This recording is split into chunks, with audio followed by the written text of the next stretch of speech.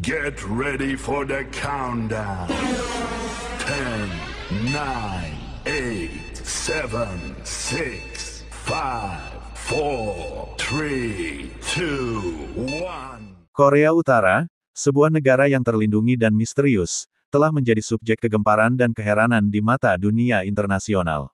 Salah satu aspek yang paling mencolok adalah sistem pemerintahannya yang unik, yang dikenal dengan istilah nekrokrasi. Istilah ini mengacu pada keadaan di mana kekuasaan politik dan pengaruh pemerintahan masih berlangsung meskipun pemimpin negara sudah meninggal dunia. Sejak pendirian negara ini oleh Kim Il-sung hingga masa pemerintahan saat ini di bawah Kim Jong-un, Korea Utara telah membangun sebuah sistem yang mengangkat pemimpin sebagai pusat dari kehidupan politik dan sosial. Mereka dianggap sebagai pemimpin tertinggi yang tidak tergantikan, dan kekuasaan mereka tetap berlanjut bahkan setelah kematian. Dalam nekrokrasi, pemimpin yang sudah meninggal diabadikan melalui berbagai cara. Misalnya, mereka dibangun mausolem megah untuk mempertahankan keberadaan mereka secara fisik.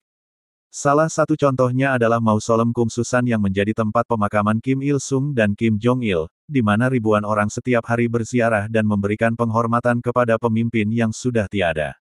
Selain itu, pemimpin yang sudah meninggal tetap hadir dalam kegiatan politik dan sosial.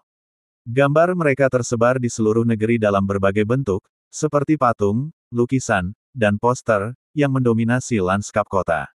Pemimpin yang sudah tiada ini juga dianggap memiliki kebijakan dan kebijaksanaan yang masih berlaku, sehingga keputusan penting masih sering diambil dengan mempertimbangkan apa yang diperintahkan oleh pemimpin yang sudah meninggal. Tidak hanya itu, keluarga pemimpin yang sudah meninggal juga memainkan peran penting dalam sistem nekrokrasi. Mereka ditempatkan pada posisi penting di pemerintahan dan militer, memastikan keluarga pemimpin tetap mempertahankan pengaruh yang kuat dalam politik dan kehidupan masyarakat. Namun, di balik keunikan sistem nekrokrasi ini, ada beberapa dampak yang besar bagi Korea Utara itu sendiri. Pertama, terjadi kultus kepribadian yang berlebihan terhadap pemimpin yang sudah meninggal. Hal ini dapat mengaburkan kebebasan berpikir dan menghasilkan ketidakseimbangan dalam penyampaian informasi. Orang-orang menjadi takut untuk mengkritik atau bahkan menyuarakan pendapat yang berbeda terhadap kebijakan yang diambil, karena adanya ancaman terhadap keamanan dan reputasi mereka. Kedua, berlanjutnya kekuasaan pemimpin yang sudah meninggal dapat menyebabkan stagnasi dalam pembaharuan dan perkembangan negara. Kekuasaan yang terpusat pada satu keluarga atau individu dapat menghambat munculnya ide-ide baru dan perubahan yang diperlukan dalam menghadapi tuntutan zaman.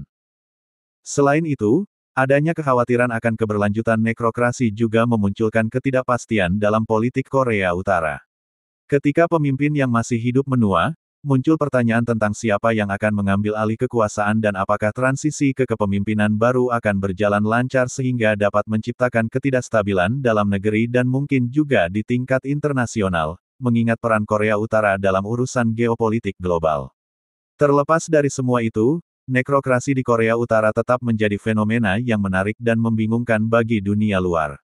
Sistem ini mempertahankan kekuasaan dan pengaruh pemimpin yang sudah tiada, dan dalam beberapa kasus, menjaga kestabilan politik di tengah ketidakpastian.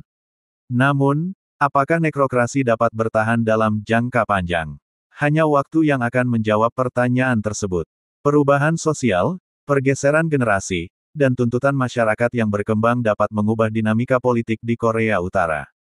Tantangan dan perubahan di masa depan mungkin akan menguji kelangsungan sistem pemerintahan yang unik ini.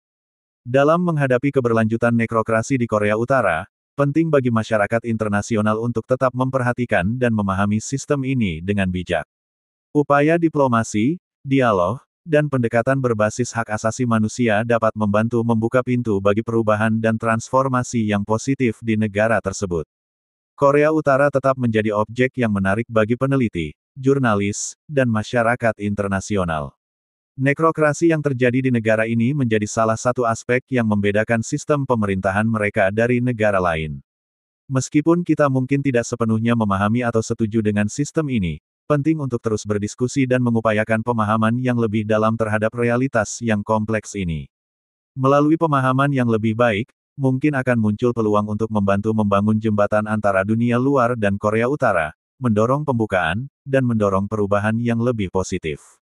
Dalam hal ini, dialog dan pertukaran budaya, pendidikan, dan ide-ide akan memainkan peran penting dalam memperkuat pemahaman dan saling pengertian antara masyarakat internasional dan masyarakat Korea Utara.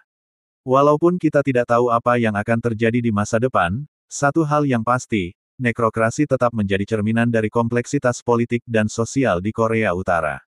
Seiring waktu berlalu, mungkin saja sistem ini akan mengalami perubahan atau bahkan berakhir.